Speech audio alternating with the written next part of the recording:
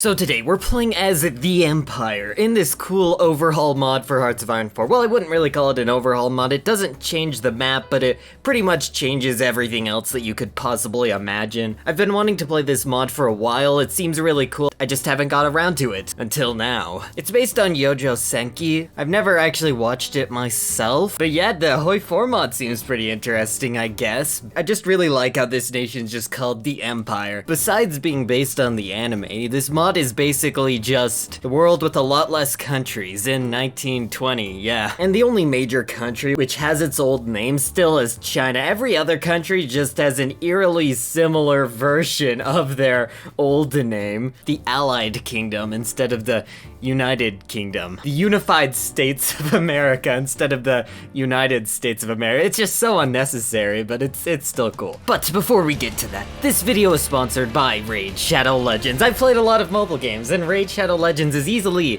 the deepest and most complex one around. Having 500 champions and millions of artifacts makes for infinite, unique builds and strategies that can all be effective, unlike some games.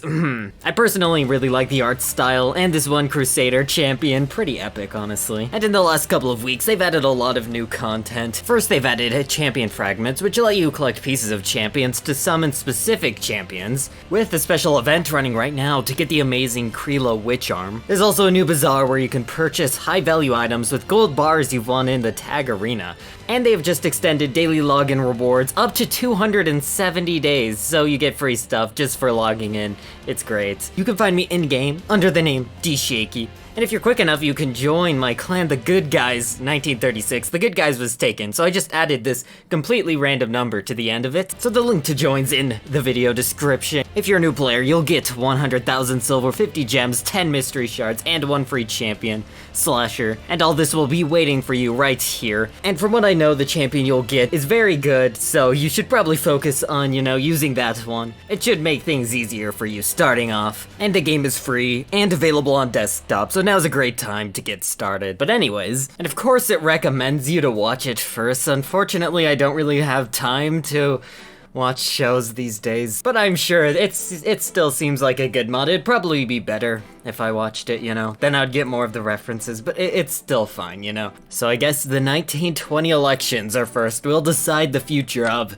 the Empire. Hopefully that involves painting a much bigger the Empire on this map. And this does add some unique research. It's not just a political mod. It adds like the mage company and mage equipment and stuff, which seems pretty cool. I guess we'll research some of this. We have to use the new cool stuff. It also adds air landing mages and mage marines too. This is overall pretty cool. I guess we'll research and use this because why not? And there are factions. There's the bloc here and we have the central powers. This is kind of weird though. France and Scandinavia, or the Francois Republic and the Legiondonia Federation. And I think it would be pretty fun if the monarchists remained in power. The communist path seems pretty overpowered with like getting in a faction with Russia or the Russi Federation. And the democratic path really just leads to peace and prosperity. We actually have some pretty cool national spirits. A 1918 industrial disaster isn't very cool, but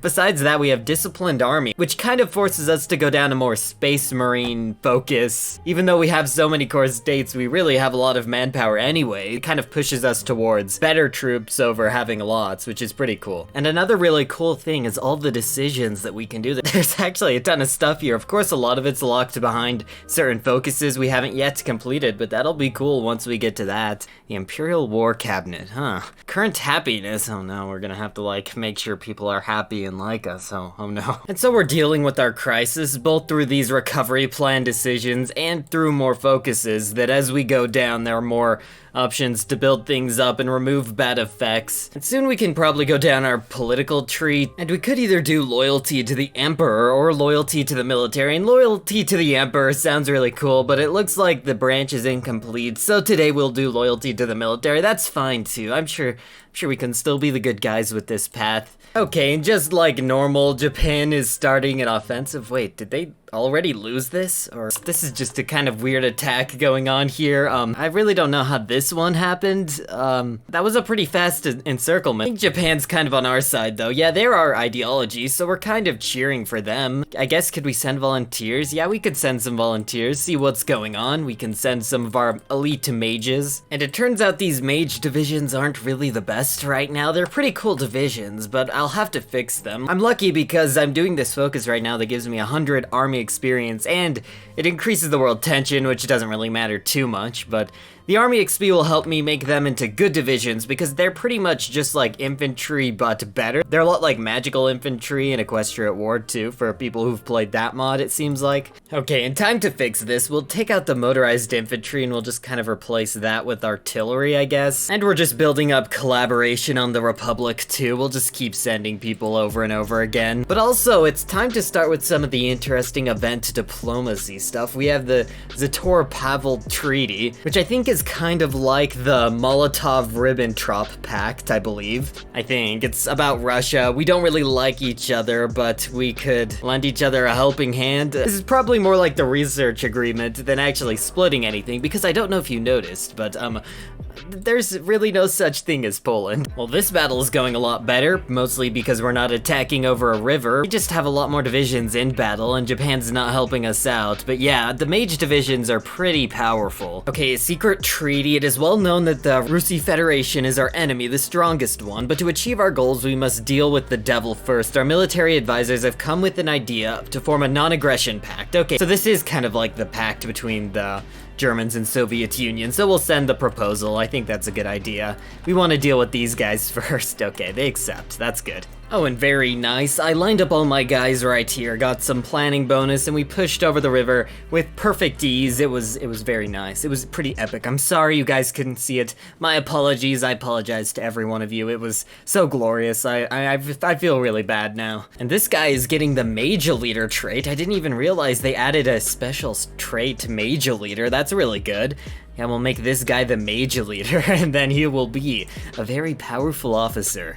He'll lead the greatest divisions ever to set foot upon this world. Okay, so now we have the option to remove our Prussian militarism kind of spirit. Loses 5% organization, which isn't much, but then lets us recruit 25% more people total, which is like, I believe it's just a general modifier. So yeah, that is actually 25% more manpower. I think we already have so much manpower, I'm never gonna use all of it, so let's just get some non-core manpower, why not? But these mages are so good. They don't have much org. Org is their problem. If they keep cycling divisions in, we lose battles, but their attack is so high that when org doesn't matter, we're just very overpowered.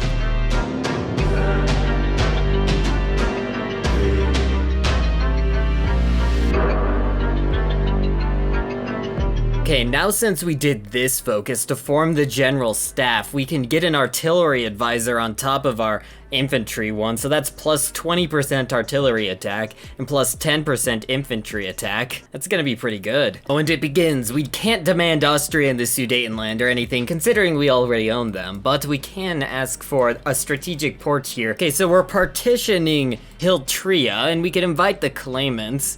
We can invite Magna Rumeli, Dacia, or no one else, and then people kind of hate us, but I kind of just want to take it all for myself, honestly. Like, what's the point? We're so strong, we could beat anybody, probably. Oh, and they submit. Yep, there they go. Okay, and let's see how well we can do against France. I should probably garrison my ports, but I don't know, I feel like it should be easy, right?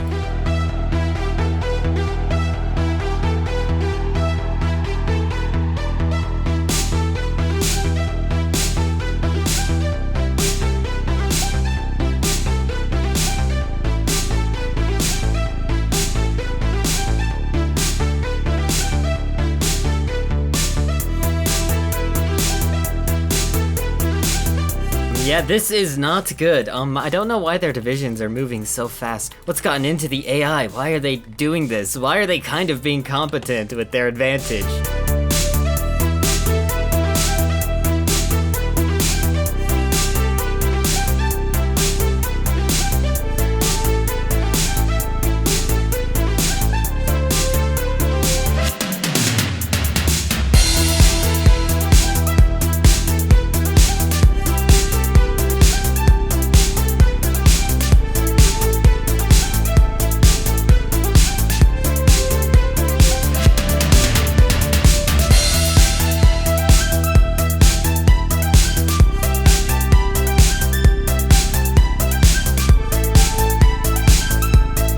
Perfect, and they capitulate. That 100% collaboration government helped a lot with that. And over here it was kind of scary. They have a 10% permanent attack bonus against us, which makes them a little powerful, but they still weren't really a match for us. I guess we could start planning some naval invasions now with these armies. Oh, and the Allied Kingdom joined them. And we're almost finished up here. Their lines are pretty much broken. We just have to take their final victory points. They've just been holding out in the mountains over here.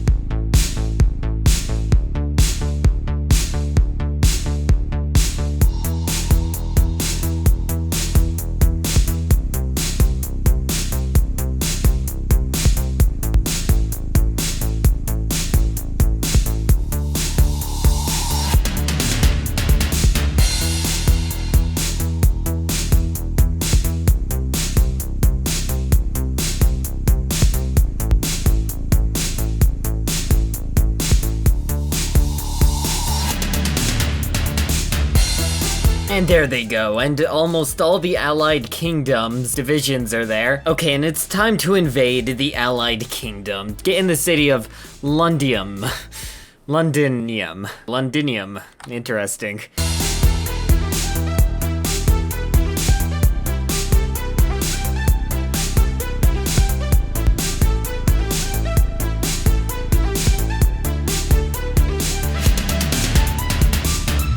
And perfect, we got everything. And that's it for now. Pretty interesting mod though, I actually kind of enjoy it. There's some good events, it's pretty interesting. The Empire seems a little powerful, but I think anybody you play as could be powerful. Like if I played as France, it would have probably been the opposite of us being way too powerful against the Empire. It's just, everybody's powerful enough that you can just destroy the AI no matter who you're being, but it was pretty fun. Maybe I'll play as someone else sometime. Anyway, I guess I'll see you all next time.